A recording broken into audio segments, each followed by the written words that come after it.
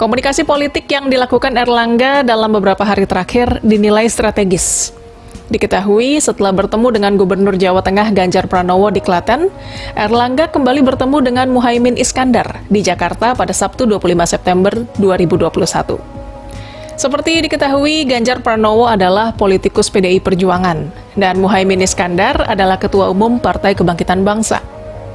Pada Minggu 26 September 2021, pengamat politik Arya Fernandes mengatakan pada wartawan, komunikasi lintas partai ini harus menjadi agenda politik yang konsisten bagi Erlangga.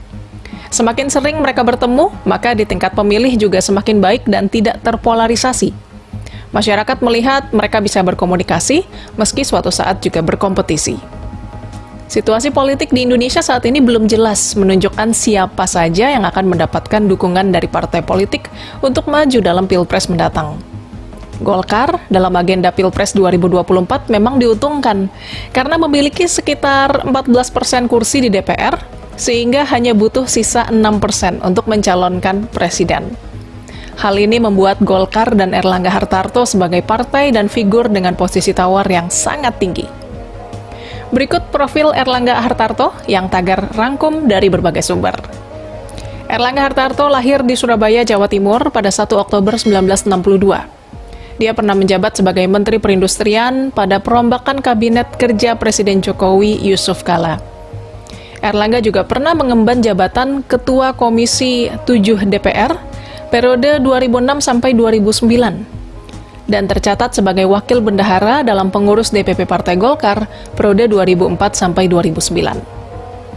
Kemudian ia terpilih kembali menjadi anggota DPR periode 2009 sampai 2014 untuk daerah pemilihan Jawa Barat 5 dan menjabat sebagai Ketua Komisi 6 yang membidangi perindustrian, perdagangan, UKM, investasi, dan BUMN. Sebelum terjun ke politik, Erlangga Hartarto adalah seorang pengusaha dan ia memiliki sejumlah perusahaan, termasuk menjadi Presiden Komisaris dari PT Fajar Surya Wisesa Tbk. Dia juga pernah menjabat sebagai Ketua Asosiasi Emiten Indonesia. Erlangga Hartarto menikah dengan Yanti Isfandiari dan mereka memiliki 8 orang anak.